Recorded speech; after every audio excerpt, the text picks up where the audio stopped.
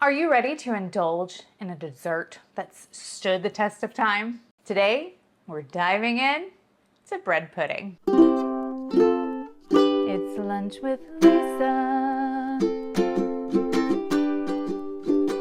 Hi, I'm Lisa, and I show you how to cook quick and easy healthy recipes. And welcome to my Decades series, where I'm cooking my way through the decades, the most popular recipes from the decades, from 1900 until now. We're in the 1940s now.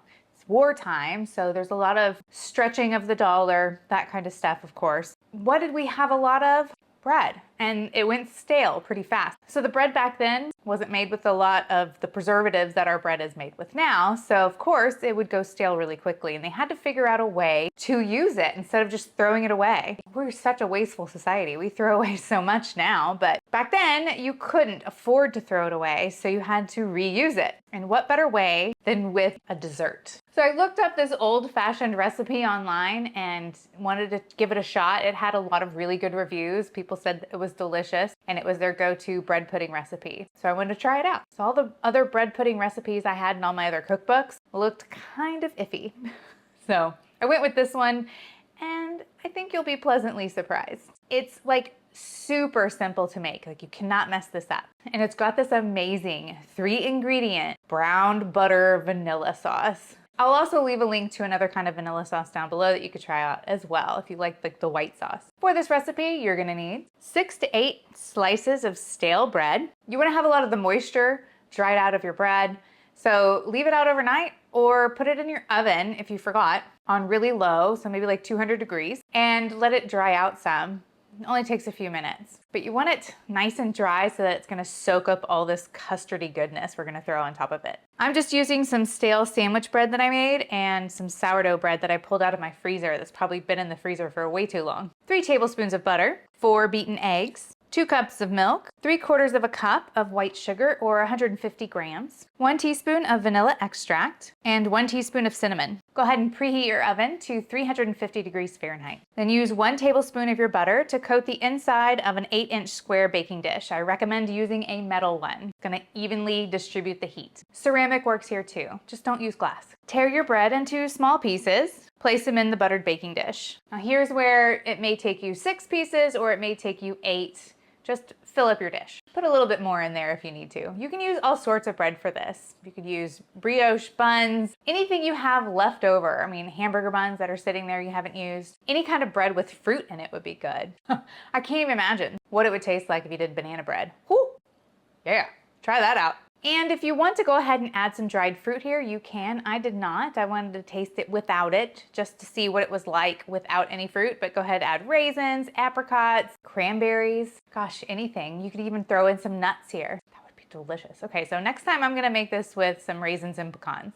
That sounds good. Or you can even throw apples in here. Gosh, it doesn't have to be dry. They can be, you know, fresh apples. And then you're gonna melt your remaining 2 tablespoons of butter and pour that on top of your bread, which I totally forgot to do, and I just mixed it in with the custard, and it still turned out okay. So like I said, you can't screw this up. So in a bowl, you're gonna mix all the remaining ingredients, but don't forget to mix your eggs first, and then mix everything together really well. And then pour this over all the bread, making sure you evenly coat each piece. And then if you need to, push your bread down so that it can soak it all up. You shouldn't really see the custard. It should be kind of below the level of the bread. Bake this for 45 minutes or until the top of the bread pudding springs back after lightly touching it with a fork. If you really want to know if it's cooked in the center, go ahead and stick a knife down in the middle. And if it comes out clean, it's ready. Mine took a little bit extra. I guess my oven just runs cold.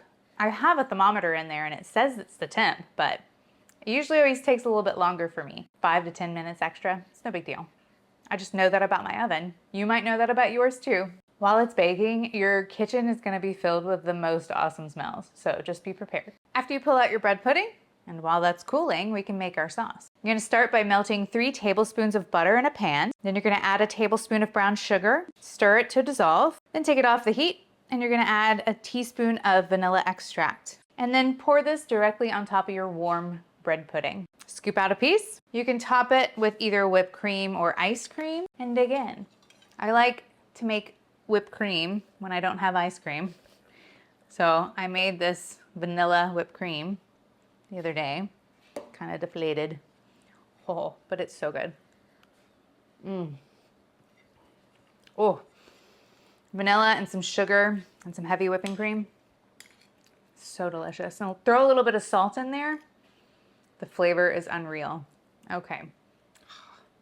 Bread pudding.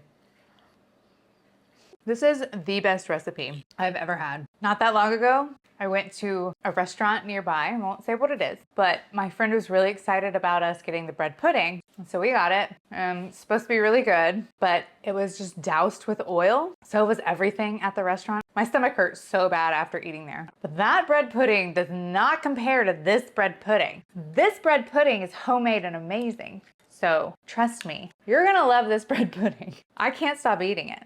It is just so good. So like always, give this recipe a try and let me know what you think. And join me again for the 1950s. Can't wait to see what we whip up then, because I don't know yet. And if you love this recipe, I'm sure you're gonna love this one. So check it out, and I'll see you in my next video. It's Lunch with Lisa.